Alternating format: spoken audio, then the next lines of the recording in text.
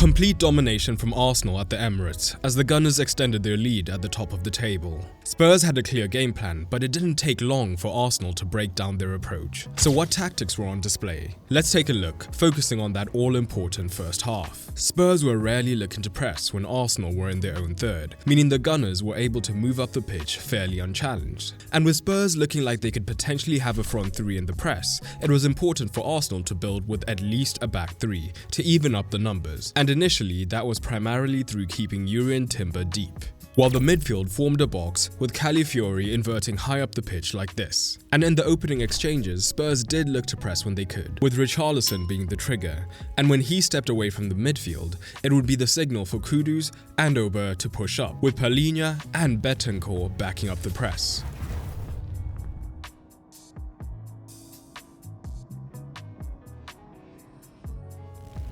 This looked great in theory with this man-to-man setup, but the truth is it was far from being man-to-man in the midfield. Because whenever the Spurs pivots pushed too high up, the higher Arsenal midfielders were quick to drop deep, creating angles outside of the press where they could potentially receive the ball, turn and attack. And the key for these Arsenal men was being deep enough that even with three centre-backs, Van de Ven and Danso would be hesitant to push up and leave gaps in the back line. And it could go far beyond this, because Arsenal's injury issues up top proved to be a blessing in disguise, as Mikel Merino, importantly, was happy to drop deep. And crucially, it wasn't just a simple movement into the midfield, and he often instead looked to drop slightly wider, nearer the free 8 to overload the half space, making life even more difficult for Spurs. It meant that whether the Spurs midfielder was pressing or not, he always had multiple men to deal with. And even if the centre-back did press here, there was now always still a man free in the half space to potentially attack the space while still having the winger on the outside as well.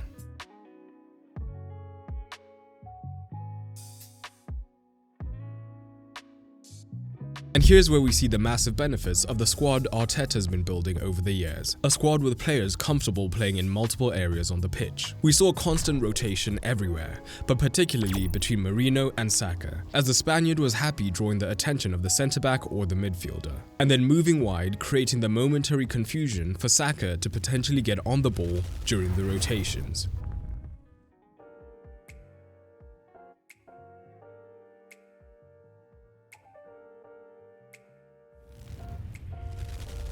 Spurs were under the cosh, and Frank had to adapt. And just before we carry on, if you want to take your understanding of football tactics to the next level, now is the time, because Tactical Mastery is officially having a Black Friday sale. Tactical Mastery is my tactical analysis program that I've designed over a year to teach you tactical analysis from the basics all the way to advanced concepts. For years, the most common question I've gotten is, how do you learn tactical analysis? And the truth is, there weren't too many resources out there that I could recommend to learn this. Tactical Mastery fixes this, and it's the resource that I wish I'd had when I was learning analysis all those years ago. Tactical Mastery is designed to transform you into a confident analyst, no matter your starting point, as the program begins with the fundamentals before building onto more complex tactical elements. The most important part is it's taught in the same simple FMS style you know from the channel. And if you act right now, you can get a huge discount using the code FMS Black Friday. So head over to footballmadesimple.co.uk to get access to this Black Friday deal. Spurs broadly kept the same shape, which was a 5-2-3, but it fully went into conservation mode, and no longer were the front three looking to apply any pressure.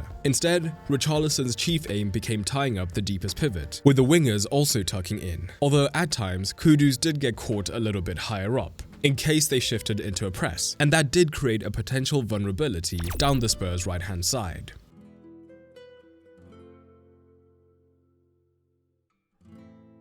But despite the scoreline, for a spell in the first half, the more conservative shape was successful in stifling Arsenal's creativity, but Arteta soon shifted. The compact 5-2-3 meant that the space had opened up out wide, making keeping Timber deeper during the build-up pointless. So what we now saw was more and more of the Dutchman pushing up down the flank, either wide or into the half space, and the third centre-back when needed in the first phase would be one of the deepest pivots. But rather than dropping in centrally like we usually see with La Salida La Volpiana, Rice and Zubimendi tended to drop outside of their centre-backs.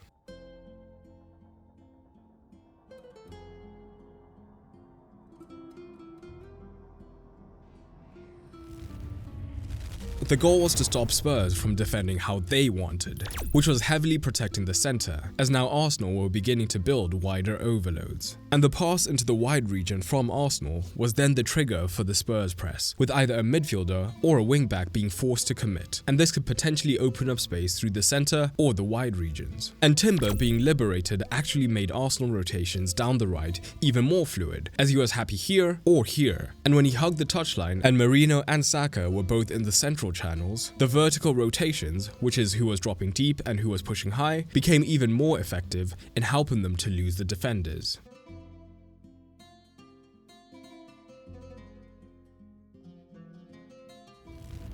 And where before, Odegaard was able to press Timber when he did receive the ball, in the wider region when he operated in the build-up back three, in Arsenal's initial attacking shape, now, with Timber pushing high, he was forced to track deep and wide much earlier, whether into these central regions or into the wider regions if Timber had moved wide instead, meaning that compact 5-2-3 from Spurs could be broken. And it led to interesting situations like this, where Timber high up forced Odegaard deep, meaning that Kudus and Richarlison almost look like a front two, and there's space here where Odegaard would have been. So when Eze drops into that space, it is Bentancur who is forced to press him, leaving Palhinha isolated in the center of the pitch. And moments later, when Saliba receives in a similar position, we again see Bentancur pressing, as Odegaard has been forced deep, with Van de Ven having to back up the press onto Rice. So once again, Palhinha is isolated as the pivot, and Eze and Merino take up the space outside of him. This gives Merino the extra split second needed to pick out the run from Trossard, which finally breaks the Spurs' resistance. And from there, it all unraveled for Spurs, as their vulnerability when pressing meant that they had to spend long spells out of possession, making it impossible to mount any sustained attacks. So at the moment, it's clear that Arsenal are the best team in the league. So I'm actually curious what you think about Thomas Frank's time at Spurs so far, and how do you see it working out long term? Drop it down below.